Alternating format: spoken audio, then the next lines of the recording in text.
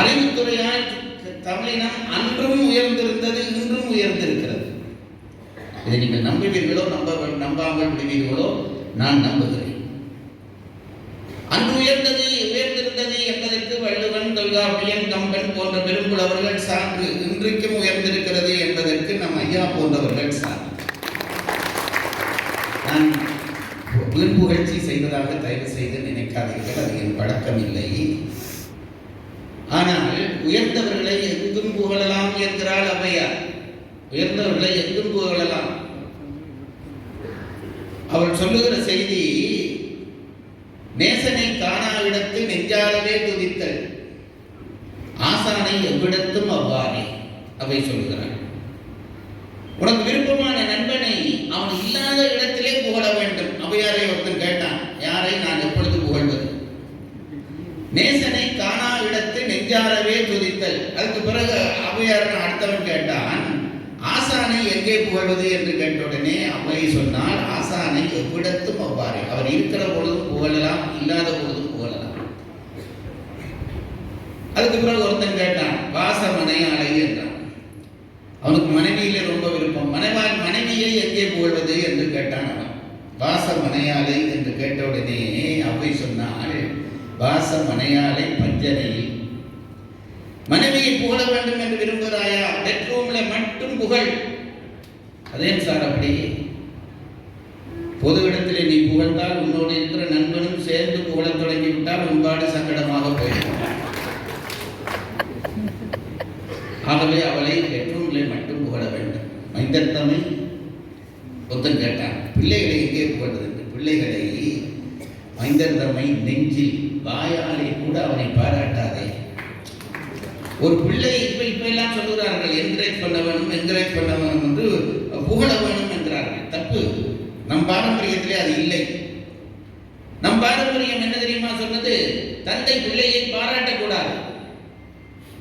பாராட்டக்கூடாது என்றால் பாராட்டக்கூடாதா? இல்லை, மனதுக்குள்ளே இவன் கெட்டிக்காரனாக இருக்கிறானே என்று நினைக்க வேண்டும். அந்த நினைப்பு பிள்ளைக்கு தானாக தெரியும், சொல்ல தெரியும்.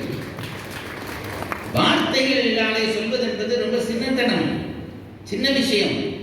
தந்தை ஒரு பிள்ளை ஒரு பெரிய விஷயத்தை பேசுகிறான் அல்லது ஒரு காரியத்தை செய்கிறான் என்றால் தந்தை ஒரு நிமிஷம் மனம் செலுத்து அந்த பேச்சை ஒரு நிமிஷம் அப்படி கேட்டானையானால் அப்பன் பிள்ளைக்கு தெரியும், அப்பன் என்னை பாராட்டுகிறான். அப்படித்தான் பிள்ளையை பாராட்ட வேண்டும் என்கிறார். அதனாலே தான் ஐயா இருக்கிற பொழுதும் பாராட்டினேன், இனி இல்லாத பொழுதும் பாராட்டினேன். கம்பன் மிக பெரும் பெரும் புலவன். நம் இனத்துக்கு கிடைத்த பெரிய பாக்கியம் என்னவென்று கேட்டால், காலத்தால் அழியாத சொத்துக்கள் பலவற்றை தமிழ்த்தாய் நமக்கு தந்திருக்கிறார். காலத்தால் அழியாத சொத்துக்கள் பலவற்றை தமிழ்த்தாய் நமக்கு தந்திருக்கிறார். நாங்கள் நினைக்கிறோம் மேற்கு நாடுகளிலே அல்லது வெளிநாடுகளிலே தான் செல்வம் இருக்கிறது, அந்த நாடுகள் தான் உயர்ந்தது என்று நினைக்கிறோம். அந்த நாட்டிலே உள்ள மொழியாளர்கள் தங்கள் மொழியிலே காலத்தால் அழியாத ஓர் இலக்கியமாவது கிடைக்காதா என்று தவம் செய்கிறார்கள். நம் தமிழிலே அப்படியா? அன்று தொட்டு இன்று வரைக்கும் காலத்தால் அழியாத சொத்துக்கள் அப்படியே விரிந்து கொண்டே போகின்றன. வேறு எந்த மொழிக்கும் கிடைக்காத ஒரு தகுதி நம் தமிழ் மொழிக்கு கிடைத்திருக்கிறது. நாம் தமிழராக பிறந்ததற்கான பெருமை.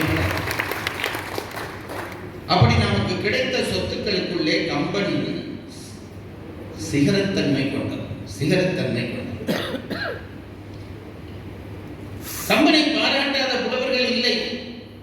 கம்பனில் என்ன ஆச்சரியம் தெரியுமா? கம்பனுக்கு பின்வந்த எல்லா புலவர்களிடமும் கம்பனுடைய சாயல் தெரியும், அதுல சந்தேகமே இல்லை. கம்பனுக்கு பிறகு வந்த எந்த புலவனிடமும் கம்பனுடைய சாயல் தெரியும். கம்பனை பாராட்டாமல் ஒரு புலவன் தமிழ் உலகத்திலே அங்கீகாரம் பெற முடியாது. 10,000 கவிதை முத்தாக எழுதி வைத்த சத்தான கம்பனுக்கு ஈடு இன்னும் வித்தாகவில்லை என்று பாடிவிட்டு போனான். காலம் என்னும் மாலையிலும் காற்று மலை ஊழியிலும் சாகாது கம்பன் அவன் பாட்டு அவன் தலைமுறைக்கு எழுதி வைத்த சீட்டி என்று பாடிவிட்டு போனார். பின்னாலே வந்த வைரமுத்து சொன்னார், தமிழென்னும் கடலுக்குள் தரைவளைக்கும் போனவனே என்று கம்பனை பாராட்டினார். இப்படி கம்பனை பாராட்டு அங்கீகாரம் என்று நம் பின்னாலே வந்த புலவர்கள் எல்லாரும் நினைத்தார்கள். அதிலே கூட ஆச்சரியம் இல்லை. கம்பனுக்கு முன்னால் வந்த புலவர்களிடமும் கம்பனுடைய சாயல் இருந்தது. அதுதான் ஆச்சரியம். கம்பன் பாடுவதற்கு முன்பு பாடினவர்களிடமும் கம்பனுடைய சாயல் அங்கங்கு தெரிகிறது. அது எப்படி தெரிந்தது என்றால், அது இறைவரம். இவன் எழுதுவதற்கு முன்பே இவனுடைய ஆற்றல்களை புலவர்கள் குறித்திருக்கிறார்கள். சின்ன சின்ன இடத்திலே தொட்டுவிட்டு போயிருக்கிறார்கள். அதுதான் கம்பனுக்கு இருக்கிற பெருமை. நம்முடைய பழைய புலவர்கள் ஒருவரை சும்மா பாராட்ட மாட்டார்கள். இப்போ பாராட்டுக்கு ஒரு அர்த்தம் இல்லை. எனக்கு கம்பபாரதி என்று பெயர். அதுக்கு என்ன அர்த்தம் தெரியுமோ? கம்பபாரதி என்றால் கம்பனை கடல் போல கற்றவர் என்று அர்த்தம். இதை கேட்க எனக்கே வெட்கமாக இது உண்மையானதா? பட்டங்களிலே இன்றைக்கு மிகைத்தன்மை வந்துவிட்டது. சும்மா பட்டம் கொடுக்கிறது, என்ன பட்டம் தான் கூட அவர் அப்படி இப்படி கொடுக்கிறது. அப்ப ஏன் நீ வாங்குறாய் என்று கேள்வி கேட்டால், அன்போடு தருகிறவர்களை அவமரியாதை செய்ய முடியாது. அதற்காக வாங்க வேண்டி இருக்கிறது. எனக்கு என் தகுதி தெரியும். நான் அந்த பட்டத்துக்குரியவன் அல்லன் என்பதை நான் நன்கு அறிவேன். தன்னடக்கத்துக்காக சொல்லவில்லை, உண்மையாக சொல்லுகிறேன். அப்போ இந்த பட்டங்கள் எல்லாம் என்ன செய்கிறது என்றால், நாம இப்ப சும்மா அள்ளி கொடுக்கிறோம். பழைய காலத்து புலவர்கள் அப்படி கொடுக்க மாட்டார்கள். ஒன்றை சொன்னால் அதிலே சத்தியம் இருக்கும். கம்பனுடைய காவியத்தை பற்றி சொல்லுகிற ஒரு புலவர் பாடுகிறார், முன்னாலே பாடுகிறார். கம்பனுடைய பாட்டு எப்படி என்றால், அதற்கு சொல்லுகிறார், நாடிய பொருள் கைகூடும். நீ ஏதாவது ஒன்றை நினைத்துக் கொண்டு கம்பனை படிக்கிறாயா நினைத்துக் கொண்டு என்றால் வேற எங்கேயோ எண்ணத்தை விட்டு விட்டு என்று அர்த்தம் இல்லை. இதை நான் படிக்கிறேன், என் பிள்ளைக்கு கல்யாணம் ஆக வேண்டும். இதை நான் படிக்கிறேன், என் பையன் பரீட்சையிலே பாஸ் பண்ண வேண்டும். இதை நான் படிக்கிறேன், என் மனைவிக்கு உடல்நலம் சுகமாக வர வேண்டும். இப்படி நினைத்துக் கொண்டு ஒன்றை நீ கம்பனிலே ஒரு பகுதியை படிக்கிறாயா, அது உனக்கு கிடைக்கும். நான் சொல்லவில்லை, நான் சொன்னால் பொய்யாக இருக்கும். பழைய புலவர்கள் சொல்லிவிட்டு போனார்கள், நாடிய பொருள் கைகூடும்.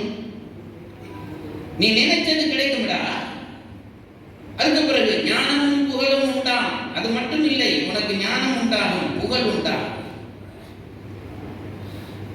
அதற்கு அது மட்டுமா என்றால் இல்லை, வீடிகள் வழியதாக்கும். கொஞ்சம் கொஞ்சமாக உன்னை கொண்டு போய் கடவுளுடைய திருவடியிலே சேர்க்கும்.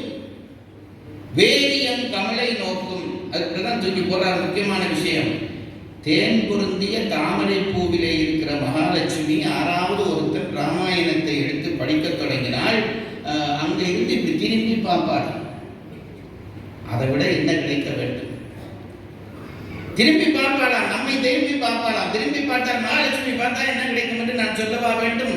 அப்படி திரும்பி பார்ப்பாளாம். வேரியன் கமலை நோக்கும். நீடிய அரக்கர் சேனை நீருவட்டொழிய வாகை சூடிய சிலை ராமன் தோல் வலி கூறுவோர்க்கே. ராமாயணத்தை படித்தால் இத்தனையும் கிடைக்கும் என்று ஒரு புலவன் எழுதி முத்திரை குத்தி விட்டு போயிருக்கிறார். அதற்காக